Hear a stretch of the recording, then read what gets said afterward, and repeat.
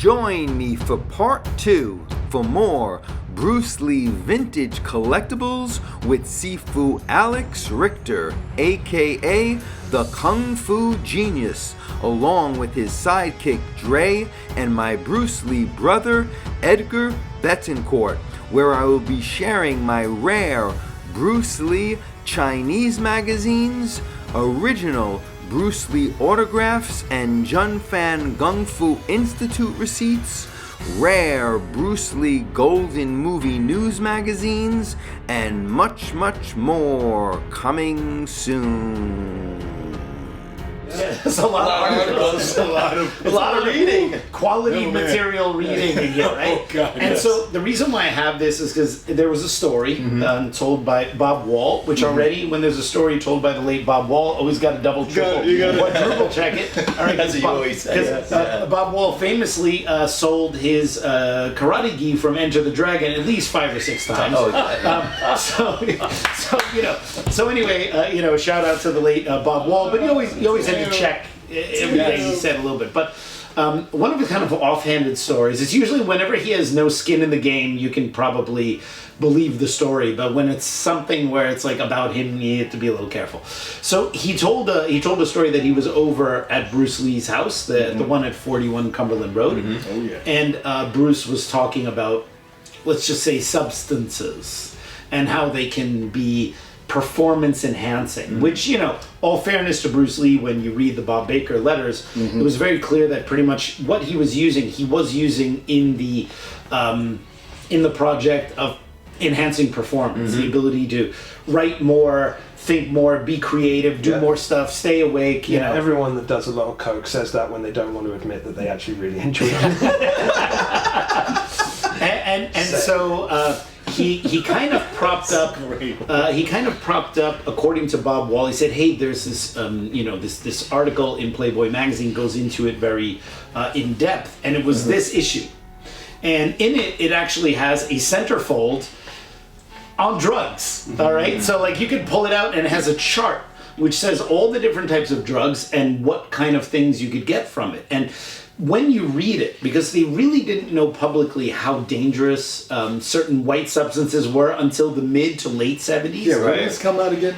This is September 1972, which meant they probably came out in July or August. Okay. Okay? Because they always came out a couple months in advance, right? So when you open it up and you read it, it's very clear why Bruce Lee would have had a more favorable opinion of a certain white substance as being performance enhancing, because this doesn't really talk about the dark side of it. It talks about like it puts it right next to caffeine and nicotine. Sugar, isn't it? So sugar. Yeah. So anyway, so I decided I would get it for the articles, and because I wanted to read what did Bruce Lee read at that time to kind of inform me as to what was in his head, and it makes sense why he would think that was a perfectly normal. And Bob Wall said that he saw that at his house at 41 Cumberland. Yes, he said in one of his interviews that Bruce pulled out a Playboy magazine which had a major article about it, which even pulled out and had a chart of all the different drugs. And that's it? Yeah, you and then I looked at it and it was that, and I found the exact one. When was that interview or with the Bob Wall thing? Well, the thing is, I don't remember where I heard it, but I remember when I heard it, I put it in my note app, like, I gotta find that Playboy magazine. Yeah. And I looked online, and that you can get PDFs of these things, and I looked, because it had to be from that time period, and I scanned it until I found this one, and then I bought it on eBay. Someone stole my Kim Kardashian. I need to get that back somehow. Which had a great article on briefcases, which is why you got it, right? Exactly. Why else does anyone get Playboy but for the articles? Someone literally. That's why I got Hustler. All right, so now you have some magazines. Yeah, a couple of Chinese magazines, and then I'm going to show you some autographs on Bruce Lee, which I think you'll find really interesting. So these I just have. These are kind of during my childhood. So what I used to do to find these magazines, anything that came from Hong Kong, you used to run as a kid, and you had to get them in Chinatown because you got these off Chinese newsstands, right? Wow. They weren't in the American newsstands where I lived in Lower East Side. I had to go to Chinatown to find these, and I used to go to all the different newsstands, and these would be on the stand. So this is one Early 70s. There's not even any dates on them. Maybe in Chinese, if you read it, you'll see dates, but they have to be the early 70s because I must have been 15 years old. It was 74, 75, 73 that I was going there every weekend, and I'd look for these magazines, and this is one with him and Linda on the cover. Again, very old. This says this is like the second edition. This is like the second issue of. Is that what it says? Yeah. So these were just obscure magazines. You didn't really know what the title was, but they always had great Bruce covers, and that's sometime around, Fist of Fury.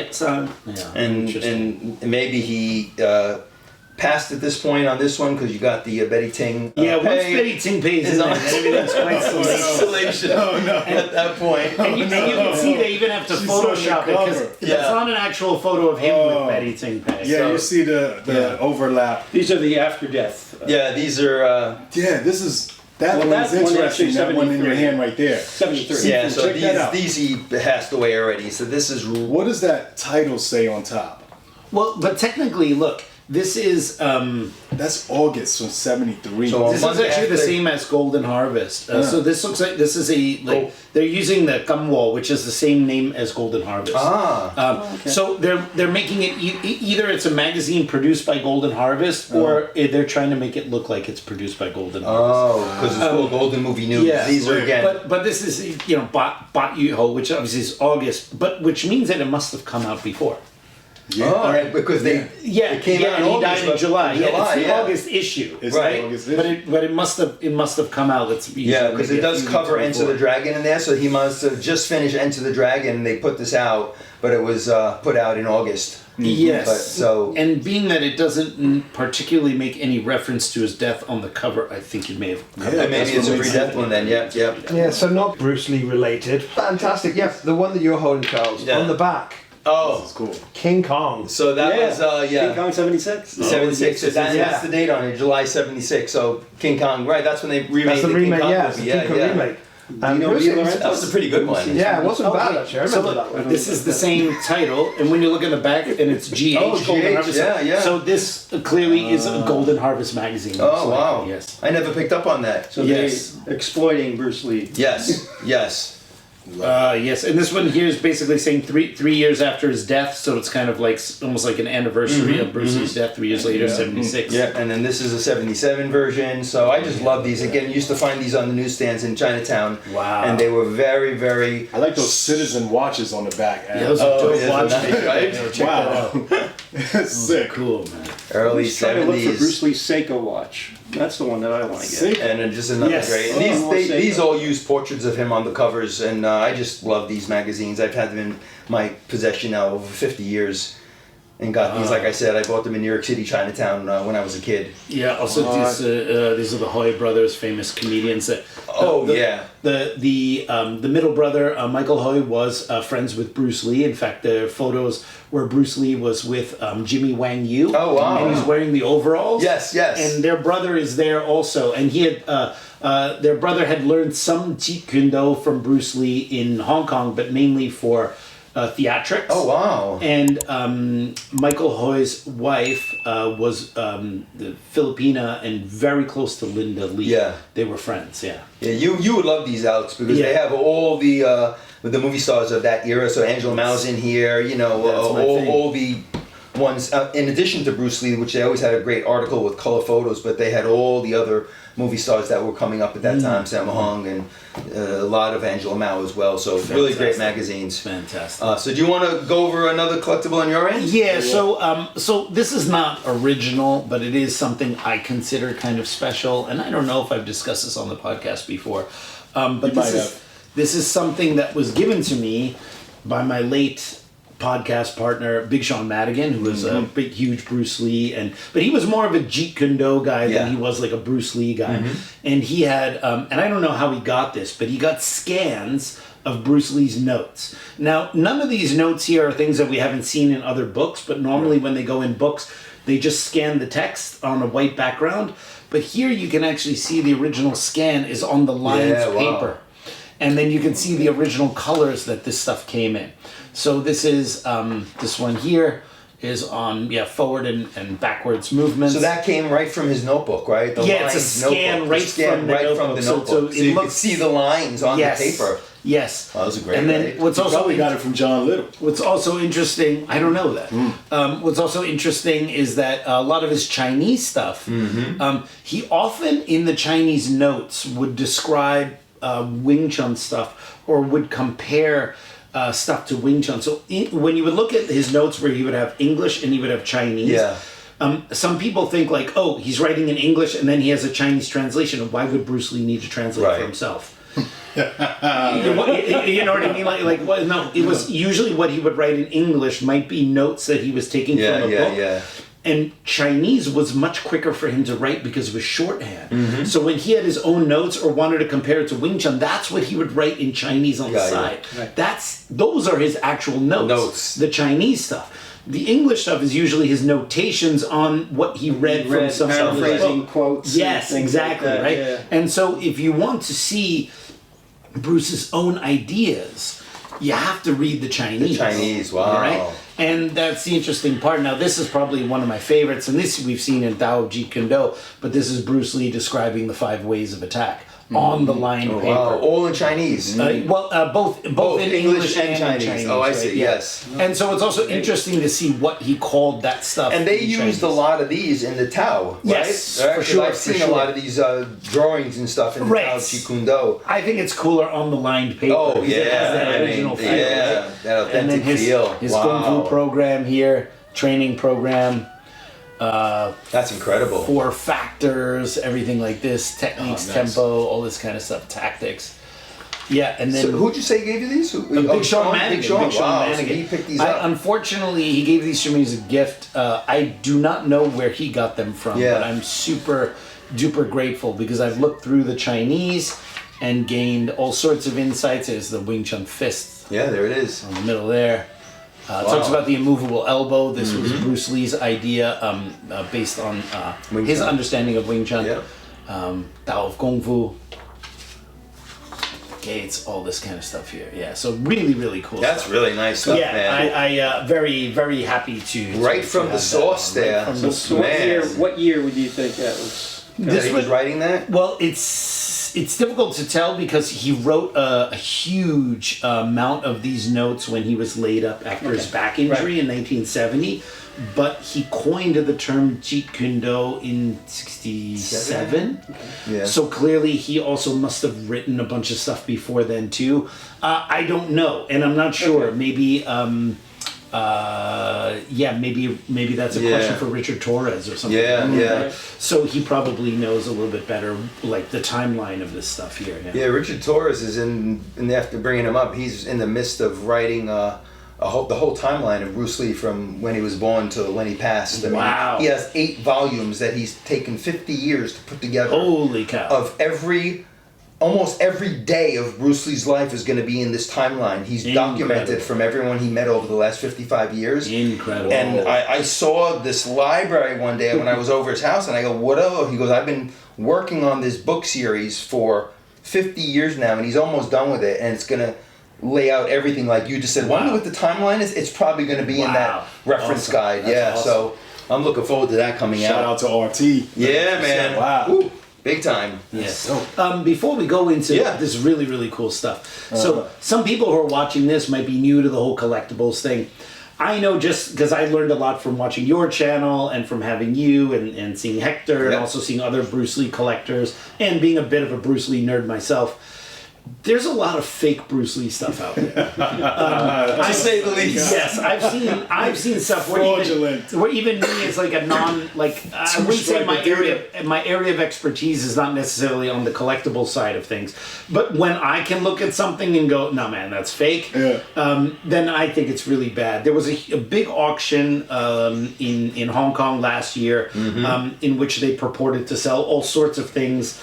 From nunchucks that were used in Enter the Dragon to like the gloves to everything, stuff that we know either other collectors have already, didn't exist or went missing, or certainly is not around anymore. And a lot of this stuff looked very suspicious. It looked recently fabricated, in my opinion. So What kind of tips would you give people who maybe come across someone who says, "Hey, I got a Bruce Lee signature"? What's the easiest way to figure out whether this stuff is legit or not? Besides calling you. Yeah.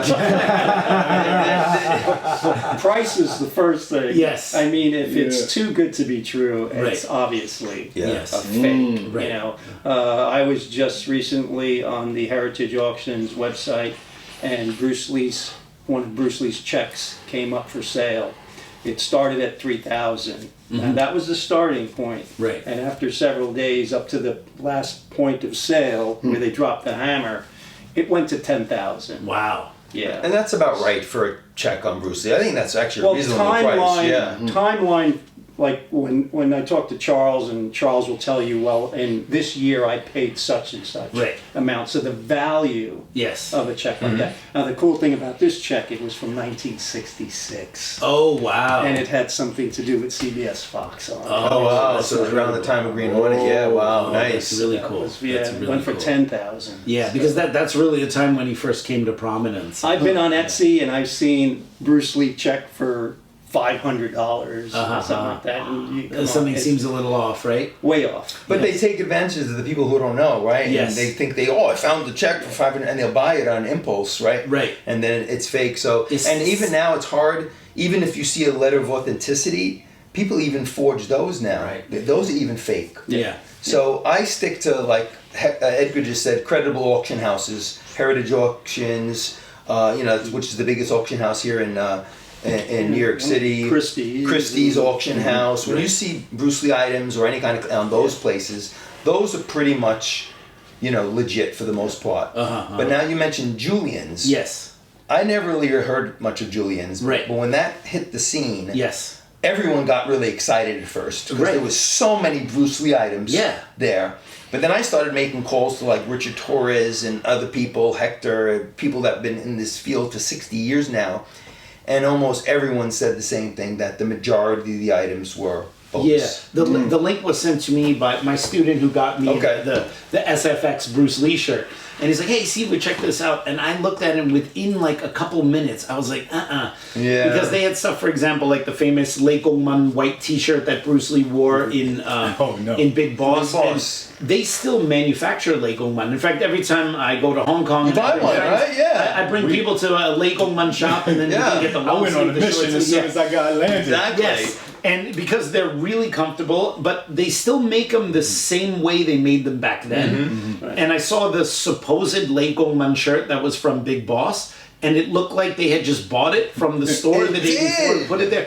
Because you can imagine, if had been worn by Bruce Lee in Thailand in 1970, 1971, it'd be a little faded, it'd be a little older, you would see it was like pristine white, brand new, and something just looked a little wrong. Then they also claimed to have the nunchucks from Enter the Dragon, which I know is almost like a unicorn for collectors to actually find the real ones. Someone bought it and gave it to Snoop Dogg, and there he was with it, and he was so excited. I'm like, "Oh, you poor thing, you got conned." Stop it. Yeah, he was like so excited. Hey, I got Bruce Lee's nunchucks. Like, no, some dude made that in a van last year. Wow. Sorry. And it's It's really unfortunate. hard to tell those kind of, prop used items that were on the set.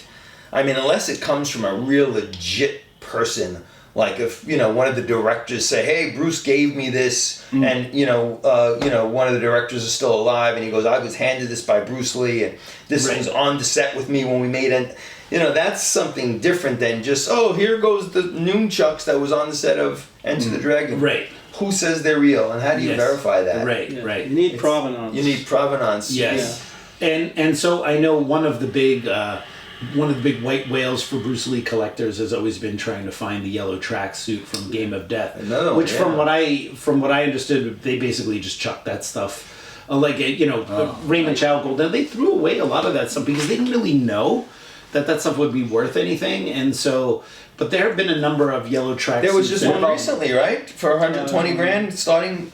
I forget what auction houses. They again, it came to light again, and they were selling it. Starting price $120,000. What about And the I showed it to sneakers? Richard and Hector and everyone. Remember Hector's response? Yeah. He's like, total fake. Total fake. Yes. Yes. Yeah. But There's not going to be too much with the apparel that you're going to find, actual apparel. Yeah. I know his nunchucks did go up on, Which ones? in Like Heritage Auction. Enter the Dragon. the Enter the Somebody Dragon, the owns black that. ones? Yeah, Yeah. somebody owns that. Uh-huh. But anything else is, everybody knows who has it. Right. So the top people know who Yeah, has it. yeah. And then every once in a while, like if you go on Heritage Auctions and you put in Bruce Lee, you're not going to see a whole bunch of stuff. Right. You're going to see yeah, one or thing. two Yeah, things yeah, because yeah. they decided to release it. And then you could also see what Heritage Auctions had sold in the past. Right, You wanna, and it's just a couple items. And And it's- at the Julians, they had like 40 different items there. Yeah, Yeah, that's, so it's the impossible. gloves, yeah. the briefs, the shin guards, Yes. the opening scene stuff, the new. Yeah.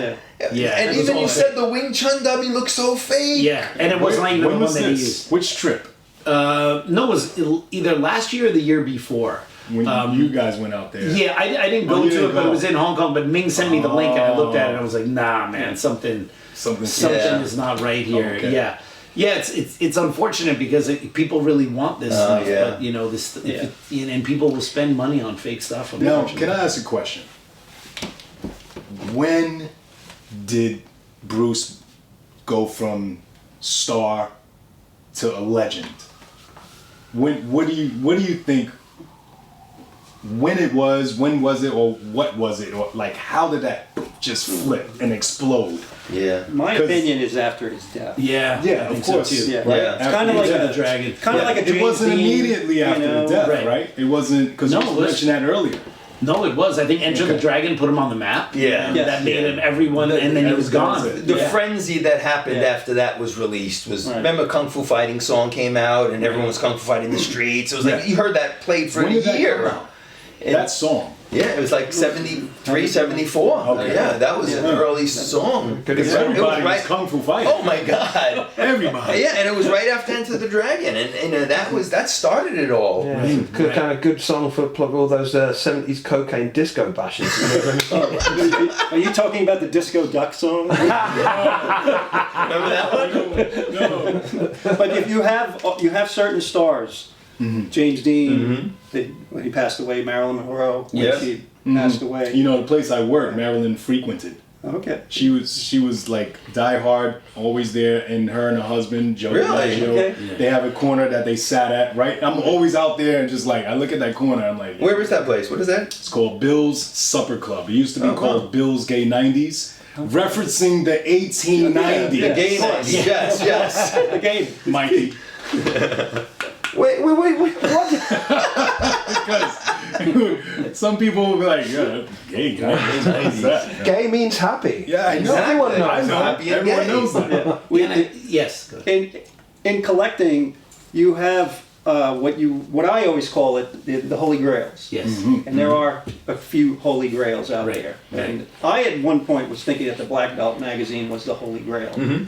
But I think Which one? The green one? The Yes. green one with the cover. that would be yeah. the Holy Grail, where you're able to get that, so you have a Holy Grail. Like, sure, they made thousands of them, but if you have one of those Right. in good condition, Sure. that's one that you really want to hold Right, have right, right. passionately. Yeah. The other real Holy Grail is the philosophy. The The book. Philosophical Art of Yeah. Self-Defense. The Oh, the one of the original first one. 500 Yeah. books that Yes, he wrote, yes, which yes, I yes. had on the show last time. Yeah. So that's another Holy Grail. So Right. those are Well, the that would ones. have to be the Holy Grail, yeah, because he wrote If- that in '63. Right.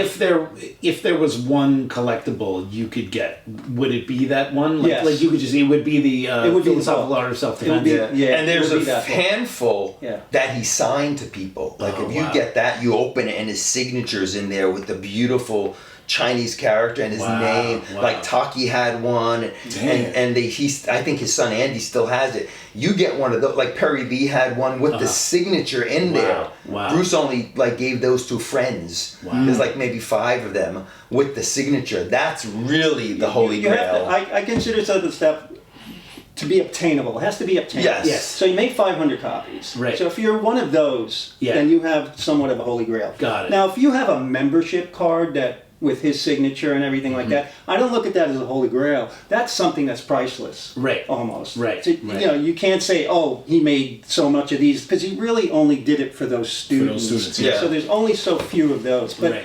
you have an opportunity to get one of those 500 copies. Yeah. You have to buy that. That's a holy grail. Yeah. I personally want the dummy that he kicked at the end of Enter the Dragon. I just want that thing. That would be a holy grail. I thought you were going to say John Saxon's hairpiece. I think it's still in Hong Kong. Well, every time you see the flip, you can't help but see that little lift. Yes. It's the scene, man. Everyone looks forward to that. Hans here it hand comes. is a holy grail. That I've seen, and that's right. The Hans hand you can look up. So okay. The original one. But there was three of Three of those. them. There's three of those made. Two were made of steel by George Lee, and one was made of wood. And the one was sold at an auction. I don't know who has the wooden one and who has the second one. But that did go on auction. Yeah. You know. Right. But that's a prop. Yes. You know, I mean, Right. you know, as far as the connection to Bruce Lee, yeah, it's from the movie. It's great to have and everything. There is someone in Utah who has Bruce Lee's Mercedes SL. Well, yeah. See, Yes. Yeah, and it still has the right-hand steering wheel because it was a Hong Kong car. Yeah. wow. And so apparently you don't have to get them converted for them to be Right. street legal over here. Yeah. And he doesn't still have the AX license plate, but he's got it. And Yeah. Okay. And he doesn't, but he Okay. doesn't show it to anyone, right? John Little told me about it, and so I have a guy who's he got brings a car. his buddies over. I have a friend who has got a car channel, and he wants to kind of do a collab with the Kung Fu Genius where we find this thing. But apparently, You know what I did hear about Yeah. that? Elvis went by his house and shot it. And Nah, shot the that's a dashboard. story for another day. That's another episode. All right, what else you got here, Charles? So, Would you trade it for Steve McQueen's Bullet Mustang? Oh, I would take Bruce Lee's SL. Oh, you would? Yeah, because I'm a German car nerd, Okay. and so and I'm also a Bruce Lee nerd, and that's just like two worlds colliding. Yeah. It's too much for me. Fun fact about Bullet, my ex-wife, who I'm still very, very close to, her grandfather was the guy that basically had no dialogue in the whole film, but he was always driving, chasing Steve McQueen. wow. Yeah, the actor Paul Genge was my ex-wife's great-grandfather. Look at that, look at that, wow. Yeah. Wow. So, yeah, very so- cool. Oh, yeah, Very cool. Steve Wow, McQueen. very cool. Hector's a big Steve McQueen fan, Oh, yeah, and and Edgar myself. collects a lot on Steve McQueen. I just also. got his signature. Yeah. No kidding. No Yeah. kidding. Do you ever listen to? I think it's like there's a podcast which is dedicated to Steve McQueen, and I think it has Bullet in the title, and they have an episode with James Coburn's daughter. Oh wow. And they talk a little bit about Bruce and Steve and James. It's very interesting. Salacious?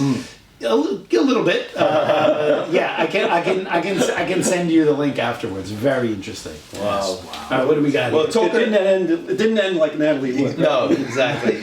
So talking about holy grails, you know, I consider Bruce Lee's signatures pretty much a holy grail. Oh, So, yeah, look at if this. you can get a signature, an original signature on Bruce Lee, that in my eyes is a holy grail. I own 3 of them now. I own a credit card receipt, which was authenticated by Linda Lee. You showed that one on our first episode. Yes, which I just got Charles framed. Share. I know. I just got that one professionally framed. It looks beautiful with Linda's certificate of authenticity, and I'm about to get this one framed. So this one I got at a shop called Gotta Have It. It was on 57th Street and Park Avenue, very legit collectible shop. And he would always have some 1 or 2 really rare pieces of Bruce. And I went in there one day and he showed me this, and you know, I asked him where it came from. And the reason this is totally square like that, this autograph. Do you remember in the 60s and 70s, people used to walk around with autograph books. They used to sell an autograph Well, I don't book. remember much from the 60s Okay. and 70s. I was born in the late 70s. Exactly. So I should have asked. You should have asked me. After that one. So they used to carry around, especially in LA, autograph books, because if you bumped into a celebrity, you'd want their autograph, and you used to have this little book. So he told me this came out of an autograph book, because this was the size those autographs were. And, you know, Bruce did most of his autograph signing, I believe, when he did the Green Hornet, because they actually used to go on, you know, sites and do road shows. Yeah. road shows, and you used to see him sitting at a table signing autographs. So this may have been from a road show. It's really hard to authenticate what year the signature was from, but you know, it's beautifully It's amazing. handwriting, Yeah, it's fantastic. the Chinese character underneath, and it's just one of my favorites. This way, it's a little shiny, little glare on there. And this is Zhang Wing Han, who I've had lunch with in Hong Kong. There you go. Yes. Check that out. Yeah, check that out. Now that's the same thing that every now and then one of those would show up in an auction. Right. You know, but not, you know, it comes up every now and then. Yeah. You know who it's from. So Right. if So I got Charles that. ever sells it, it's going to be from Charles Damiano collection. I got that in 2000, and I think I paid $1,600 for Wow. at the time, which is a Wow. good price for an autograph That's now. a big wow. Yeah. So, and then this I got recently, about 2 years ago. So you heard of Andy Kimura, right? Yes. Taki Kimura's son. Yes. Oh yeah. So he took over Taki Kimura's, school when he passed away, and he's continuing on, teaching what Taki learned from Bruce during that time period in Seattle. And he came across these receipt books that Taki held in his possession because he was running the Seattle school for Bruce Lee.